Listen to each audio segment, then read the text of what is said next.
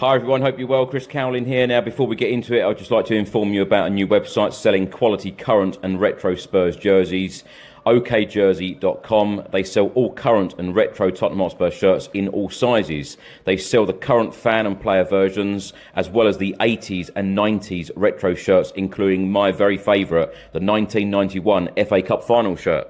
You can order very easily from okjersey.com, and if you use the code Chris, you will receive an 8% discount off your final order. You can also use the QR code on the top left of your screen. And by the way, they also have some training wear here and the 25-26 colour special edition jersey.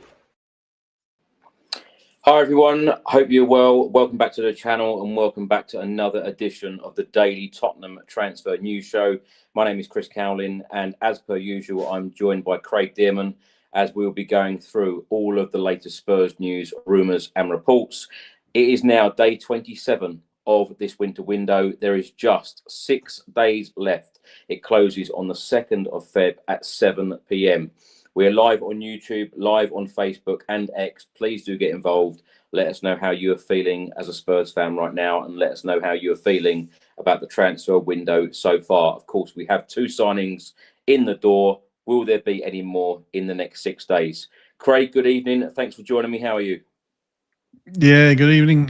Yeah, not too bad, not too bad. Good fan show last night. If anybody missed it, go and check it out. That was really good. But yeah, going through what little reports there are again. But TikTok, as I always say.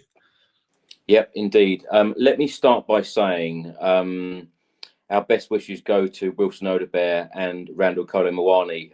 They were both involved in a traffic accident today. It has been reported that both players are okay. So best wishes to both of those. Fabrizio Romano's team, Matti Moretto in Italy, has stated today, Craig, that Juventus believe that Kolo Muani wants to return to Italy. They believe he can force Tottenham to let him leave London. Fabrizio Romano on this story, he has stated that Juventus are waiting to find out if Tottenham will let Kolo Muani go.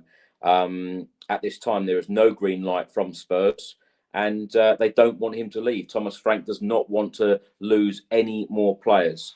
How do you see this Kolo Muani one panning out? Do you think that we will keep him until the end of the season, or do you think he will be going out the door to Juventus?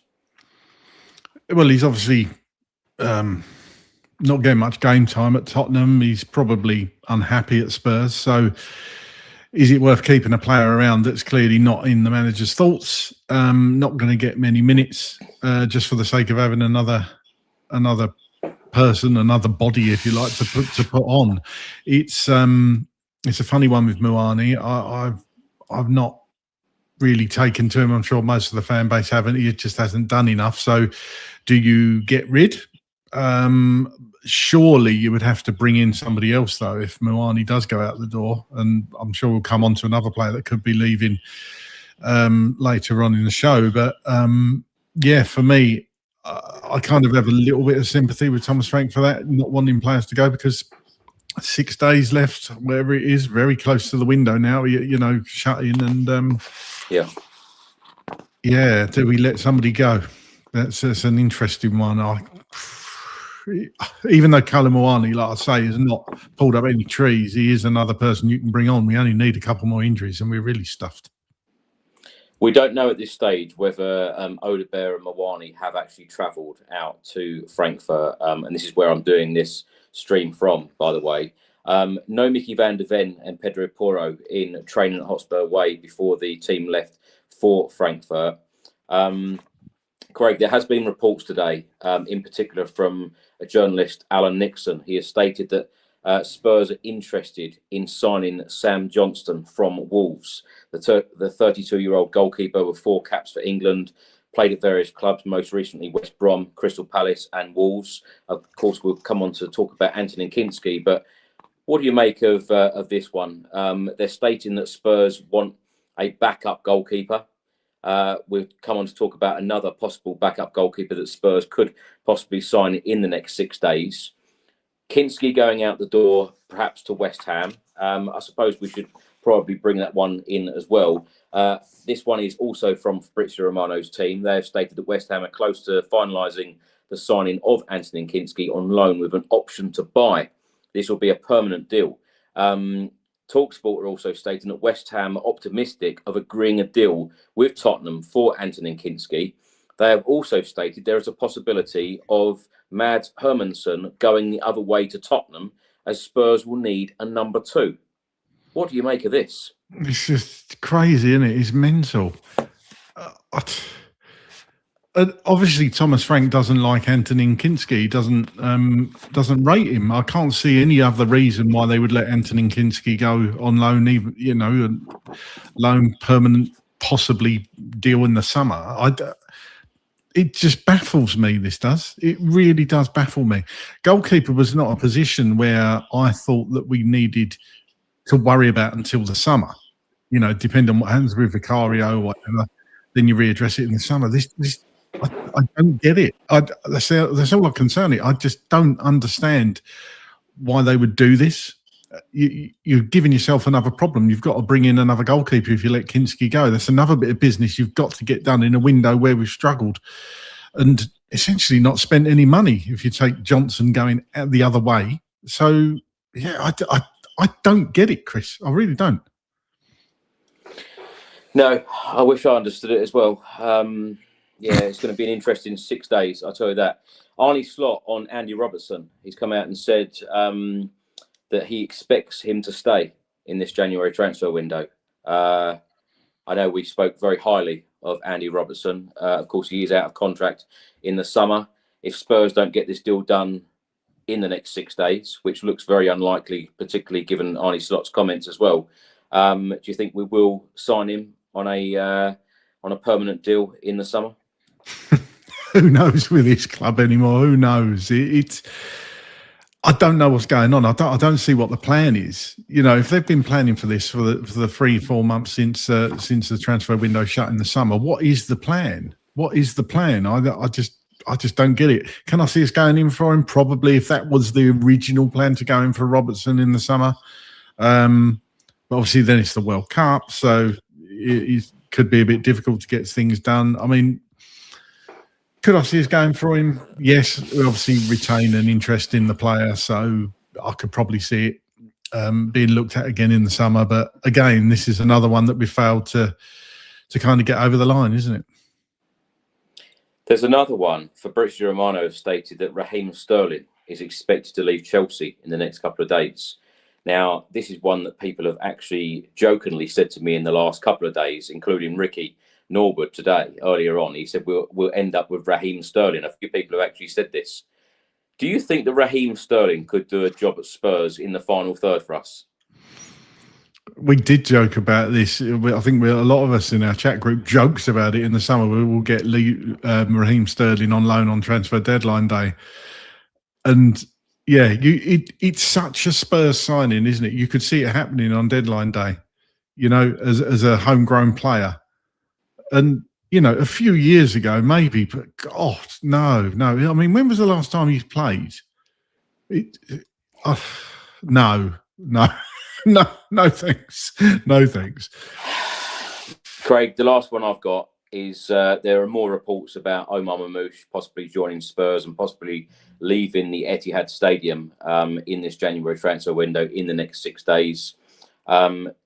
This is a quality player, I think, that would fit in extremely well into our starting 11, and this would be a real improvement. What are your thoughts on Marmoush? Because we have been linked with him before, of course, before he even joined City. Yeah, and Marmoush is one of those players that would genuinely get me excited. I think he's a quality player. He'd be a quality addition, Premier League proven, of course. I guess it's about if the player would be open to it. Apparently he may well be, but if Pep don't want him to go, then it seems like players at City stay put when Pep wants to keep them. So yeah, this is one that could happen nearer the end of the window, perhaps. Could I see it happening? the way things are going, I can't, sadly. I'd love it to happen. I really would. But, just can't see it. What else have you got?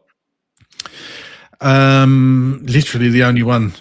We've been through the Moanis and the Kinskis. There was a report from Give Me Sport saying that Dragashin is wanted by West Ham as well. Although that didn't have many other reports and not many legs, so to speak. But it looks like West Ham would be interested in signing Dragashin. The player obviously wants out of Spurs. I think he was linked with Roma, wasn't he, the last week or so? So his agent's been talking a lot again. But even West Ham are doing business. They're in for Adama Traore. I think that deal could get done. So West Ham are doing business. So, it's possible. Perhaps they're going to pull something out, in these last few days. But what that is going to be, God knows. Lastly, Football Insider have stated that Tottenham are considering Enzo Maresca among a number of options to replace Thomas Frank if they are forced to pull the trigger on his sacking. I suppose I better ask you, Craig, on how you're feeling ahead of the Champions League game against Frankfurt tomorrow evening. I'll give you the same answer as I think we discussed this last night. I'm not entirely confident. Look, we've done really well in the Champions League. Eintracht Frankfurt they're struggling, but it's a difficult place to go, hostile atmosphere. If you're asking me for a score prediction, I'm going to say a draw. I think it'd be 1-1. But not massively confident. But like I say, we've been playing well in Europe, and it seems to have been a nice distraction for the players. So you never know, could get this one over the line and get 3 points. They have only one win in all competitions in the last 11. Yeah, wish you hadn't said that. Well, they haven't got any. They haven't got anything to play for. No, and sometimes that's just as dangerous as a team that really needs to win. So it's not going to be an easy game. I hope it is. Hope we smash them 3 or 4-0. But difficult to predict what Spurs is going to turn up, isn't it? Well, that's exactly where I was going to go. Predict the next 6 days. How are the next 6 days going to go? Do you think there will be any more signings in for Thomas Frank? Look, there's surely got to be at least one come through the door, an attacking player. There's surely got. If not, then that is a massive, monumental balls up by the club if they don't get anybody in. We all know where the shortcomings are. We all know where Thomas Frank needs help on the pitch. And if they don't do it, that's dereliction of duty. And do they even think Thomas Frank's going to be here? Is that the case? Do they not want to spend big money on players for Thomas Frank when they know he's going to be gone within the next month? That could be a reason. I don't think it's a valid reason because we still need the players regardless who comes in. Do you know what I mean? But yeah, it just seems very down at the moment, doesn't it? Everywhere around the club, it just seems like it's not enjoyable, and it shouldn't be like that. It's not what sport's about. That's not what supporting a team is about. We all need a lift, so getting a couple of players through the door would be great. But we've been here before, haven't we? We've been here before. Right, Craig, that's all I've got. So thank you, as always, for joining me, and I will see you again tomorrow. Thanks so much for watching, everyone. Thanks for listening, and we will see you again very soon. Come on, you Spurs.